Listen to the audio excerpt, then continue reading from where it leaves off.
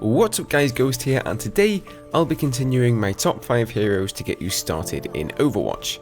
This time around we are talking offense, and we will be taking a look at Roadhog.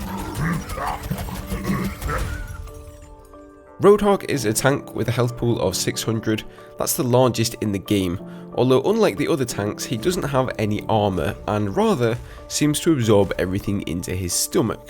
Roadhog's weapon is a scrap gun with 2 fire modes. The primary mode fires a shotgun type blast with a large spread effective at close range, and the secondary mode will lob a shrapnel ball which detonates at a set range and is best used against clumped up enemies.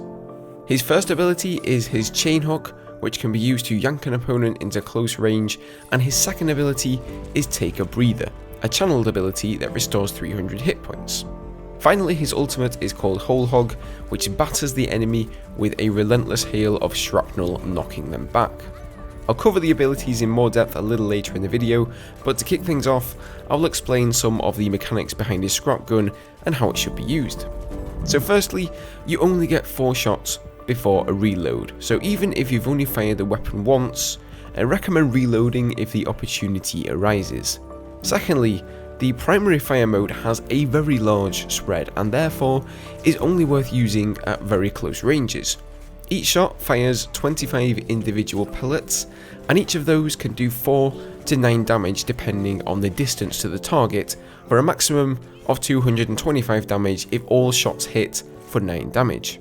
So hitting your opponent at close range with as many pellets as possible is how you do your damage. For this reason, characters with large hitboxes like Reinhardt or Winston are especially easy to deal damage to. Now, one drawback of the scrap gun, however, is that armour mitigates the damage particularly well. Armour lowers the damage taken by 5 for each projectile, so even at point blank range your shrapnel will only be hitting targets for half the damage. This makes heavily armoured targets, such as Torbjorn on his ultimate, especially difficult to deal with. Now, as for the secondary fire mode, this is really the mode you'll be using most of the time. Just make sure you're at the minimum required range to allow the shrapnel ball to explode. If it hits a wall or another object, it won't explode, and even if it hits an enemy before exploding, the direct impact will only do 50 damage, which is far lower than its potential. The spread of the shrapnel is much tighter than your primary fire, so you can actually one-shot softer targets if you aim for the head. So let's take a closer look then at Roadhog's abilities. Chain Hook throws out a hook towards your crosshair, and if it hits an enemy, you snag them and yank them into close range, as well as stun them for a short time. This can be used in a number of ways. Firstly, and most obviously, to pull a weaker character in, such as Mercy or Tracer, and then blast them in the face with your scrap gun. Following this up with a quick melee attack is usually enough to take them down in one foul swoop. Secondly, it can be used to pull enemies into the midst of your team, allowing others to focus them down, for example a big tanky class like Reinhardt. And thirdly, it can be used to interrupt multiple abilities like Pharah's Barrage or Reinhardt's Charge, both of which will be stopped mid-effect. So a couple of tips to have in mind then. Chain Hook can be used to pull people off the side of the map, like for example on the 3rd control point on Nepal, and also the 2nd control point on Ilios. That's a good one for that too. Beware that certain characters can easily get out of your Chain Hook fire melee combo, like Mei or Reaper, who can simply use their invulnerability, or even characters like Tracer, who can simply blink away or use recall. In addition, it can be quite a skill chain hooking fast agile characters like Tracer, who have very small hitboxes.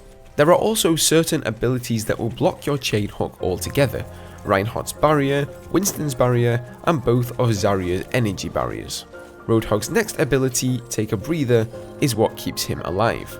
This will restore roughly half of your health pool and should be used as often as possible, but try to avoid using it while in combat, since you won't be able to perform any action whilst drinking. Instead, try to get out of line of sight and duck behind the wall, then pop back out again. However, there are certain situations where you can use this in combat, for example in a one-on-one with another tank like Winston, who has relatively low damage output. And finally, we have Roadhog's ultimate ability that I mentioned earlier in the video, Whole Hog. Now this ability isn't really going to net you many kills, it's more of a denial of area ability used to knock enemies off an objective, allowing your team to move in and secure it. Although it's also pretty effective for pushing enemies off the edge of the map. Do bear in mind that this is a channeled ability and can be interrupted by certain abilities like an enemy Roadhog's chain hook or McCree's flashbang. However, it's especially useful against characters like Reinhardt, who will be rendered useless and unable to engage in melee range as they get juggled in the air. It's also great for blasting through Reinhardt's barrier energy pool. So all in all, Roadhog is a fairly easy class to play since his main weapon doesn't rely heavily on scoring headshots, although there is definitely quite a skill to hooking enemies with 100% accuracy. He's not really the best tank to protect your allies since he has no barrier ability he can use, but he is definitely a great solo class without support, since he can heal himself up very effectively and you should find him quite a forgiving class to play. So that does it for this guide on Roadhog. As always, if you have any questions, leave them down below and I'll answer them to the best of my ability.